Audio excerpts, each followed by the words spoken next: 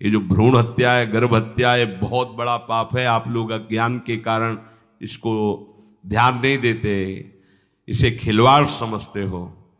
कितना ज्ञान है। बेटी ही मां है, बेटी ही बहन है, बेटी ही पत्नी बनती है, बेटी ही किसी के जीवन को धारण करने वाली बनती है। और आपने गर्भ में देख लिया बेटी है, तुम स्वयं मां होकर उसका साथ दे रहे हो, उसका नष्ट करने के लिए। हमारी तो बात ही समझ में नहीं आती, क्या बुद्धि भ्रष्ट हो गई।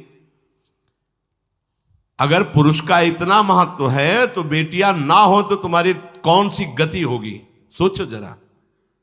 जीना मुश्किल हो जाएगा तुम्हारा। तुम पुरुष किस काम के रह जाओगे। तुम्हारा अर्धांग काट दिया जाए तो तुम कैसे होगे। ये स्त्री स्वरूप अर्धांग है। जिस घर में मां बहन नहीं है, स्त्री स्वरूप नहीं, श्मशान जैसा वो होता है। ध्यान दीजिए, ये बहुत बड़ी गलती है जो अपनी बेटियों की हत्या करते हैं। और ये वो पाप है जो अक्षम्य अपराध है। स्त्री हत्या करना शास्त्रों में बहुत बड़ा पाप कहा गया है। फिर वो तो बच्चा है, बिल्कुल नहीं। जिनसे हो गया है, श्रीमद् भागवत का सप्ताह मूल संस्कृत से सुनो और भगवान से प्रायश्चित प्रार्थना करो कि हे नाथ, भूल से गलती हो गई, दूसरा कोई उपाय नहीं। ध्यान से समझ लीजिए, तुम्हारे भ्रूण हत्या, गर्भ हत्या के पाप को नष्ट करने में एकमात्र श्रीमद् भागवत समर्थ है, दूसरा कोई नहीं। कोई दान पुण्य तीर्थ स्नान तुम्हें क्षमा नहीं कर पाएगा। यह ऐसा महापाप है। अगर हृदय में जलन करके और मूल संस्कृत के द्वारा पूरी 7 दिन में भागवत श्रवण की जाए नियम से, तो भागवत समर्थ है, इस हत्या के पाप से भी आपको मुक्त कर देगी। जिनके ऐसे हत्या हो गई हो करवा लो, नहीं तो बुद्धि आगे भ्रष्ट करके तुम्हें हरि गुरु से विमुख कर देगा। ये पाप ऐसा नहीं कि तुम्हें 2-4 माला घुमाने से क्षमा हो जाएगा। ये महत अपराध है। सबकी समझ में नहीं आता, समझ जाओ, नहीं तो आप जहां भी हो वहीं से भ्रष्ट कर देगा। ये अपराध नष्ट नहीं होगा, श्रीमद् भागवत की कृपा से नष्ट हो जाएगा। यह हमें बहुत विश्वास है। श्रीमद् भागवत सप्ताह की यह है ही महामहिम।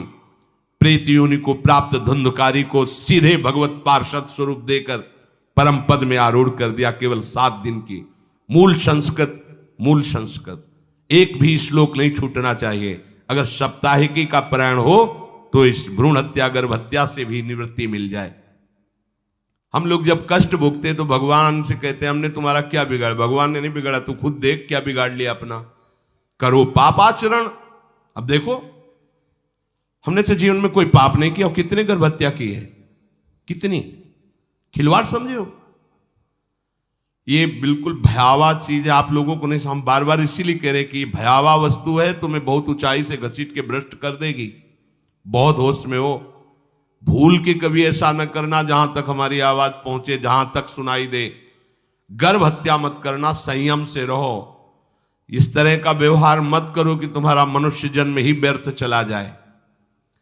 इसमें तीनों को बराबर दंड मिलेगा। गर्भ हत्या कराने वाला, गर्भ हत्या की प्रेरणा देने वाला और गर्भ हत्या में सहयोग देने वाला, जो औषधि डॉक्टर या जो भी, तीनों को दुर्गति होगी। माता, पिता, प्रेरक और कर्ता। ऐसा नहीं कि आप डॉक्टर हो तो आपको गर्भ हत्या करने का अधिकार नहीं। आप डॉक्टर हो दूसरे के शरीर को स्वस्थ करके निरोग करने के लिए, हत्या करने के लिए नहीं। कोई भी हमारा संविधान ऐसा आदेश नहीं करता कि आप गर्भ हत्या कर दो। ना भागवतिक और ना भारतीय संविधान ऐसा संविधान आदेश नहीं करता। और इसी जन्म में श्री जी को प्राप्त करो। श्री राधा वल्लभ लाल।